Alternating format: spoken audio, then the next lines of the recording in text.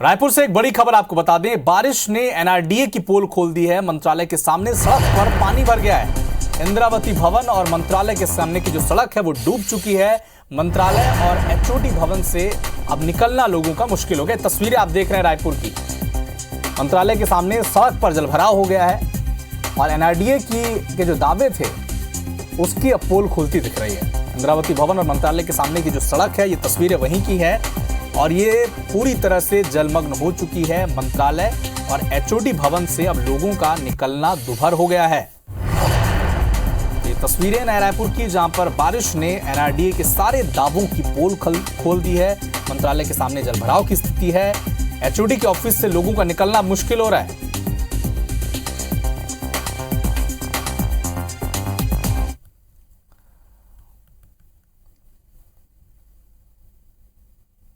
तो एक बड़ा अपडेट आपको रायपुर से बता दें। मंत्रालय के सामने की जो सड़क है वहां पर जलभराव की स्थिति बन गई है और इस बारिश के बाद जो जलभराव हुआ है उसने एनआरडीए की पोल खोल दी है। मंत्रालय के सामने की सड़क की तस्वीर आपके सामने, जहां पर पानी भर गया। हमारे सहयोगी राजेश इस वक्त हमारे साथ जुड़ चुके हैं। राजेश, एनआरडीए के दावों की सारी पोल खुल गई। बारिश के जैसी बारिश हुई, मंत्रालय के सामने की सड़क पूरी तरह से जलमग्न दिखाई दे रही है इस वक्त। बिल्कुल, देखिए साहब, जो तस्वीर दिख रही है वो खुद बयां कर रही है कि किस तरह का एनआरडीए का मेंटेनेंस है। और एनआरडीए के मेंटेनेंस तो छोड़िए, एनआरडीए का ऑफिस से खुद इसी तरह से डूबा हुआ है। एनआरडीए के सामने की जो सड़क है वो भी इसी तरह से पानी से भर गया है और लगता है जैसे सड़क पे गाड़ी नहीं, नाव चलाने की जरूरत पड़ेगी। और जो मंत्रालय के कर्मचारी है वो भी है, थोड़ी देर के बाद मंत्रालय के कर्मचारियों की छुट्टी होगी, 5 बजे सभी दफ्तर से निकलेंगे, लेकिन उनकी बाइक वगैरह निकल पाएगी कि नहीं ये भी संशय है। और वो कर्मचारी भी फंसे हुए महसूस कर रहे हैं। जो वहां से बाहर के लोग हैं, जो सेक्टर 27 के रहने वाले लोग हैं, वो भी काफी परेशान है क्योंकि रास्ता उसी तरफ से जाता है। और मंत्रालय और इंद्रावती दोनों ही भवन के सामने की सड़क पूरी तरह से भर गई है। सामने का चौराहा पूरी तरह से पानी से लबालब है।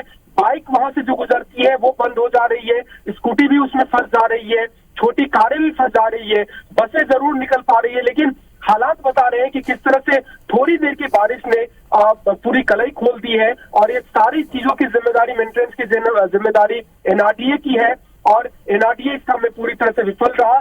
सबसे बड़ी बात कि एनआरडीए के ठीक सामने 3 दफ्तर है, एनआरडीए, हाउसिंग बोर्ड और पर्यावरण भवन का। उसके सामने की भी सड़क इसी तरह से पूरी तरह से डूबी हुई है पानी से। जी राजेश, जिस तरह जब ये एनआरडीए नक्शा बनवा रहा था तब भी इस तरह की खबरें सामने आई थी कि बहुत कोशिश की गई है किस तरह से डेवलप किया जाए इस इलाके को, कि यहाँ जलभराव की समस्या ना हो, इस तरह की कोई समस्या ना हो। लेकिन बारिश के बाद इस तरह की तस्वीर सामने आना, प्लानिंग पर भी सवाल उठते हैं और इम्प्लीमेंट पर भी, क्योंकि जिस तरह से इम्प्लीमेंट किया गया है और जिसकी रखरखाव की भी जिम्मेदारी एनआरडीए के पास है, क्या एक गंभीर मसला है ये? बिल्कुल गंभीर मसला है, क्योंकि जब शहर बसाया जा रहा था तब दावे किए जा रहे थे कि इंटरनेशनल लेवल का ये शहर होगा, अंडरग्राउंड बिजली के तार होंगे, नालियों का जाल बिछा रहेगा जिसमें जल भराव की बिल्कुल कोई दिक्कत नहीं होगी।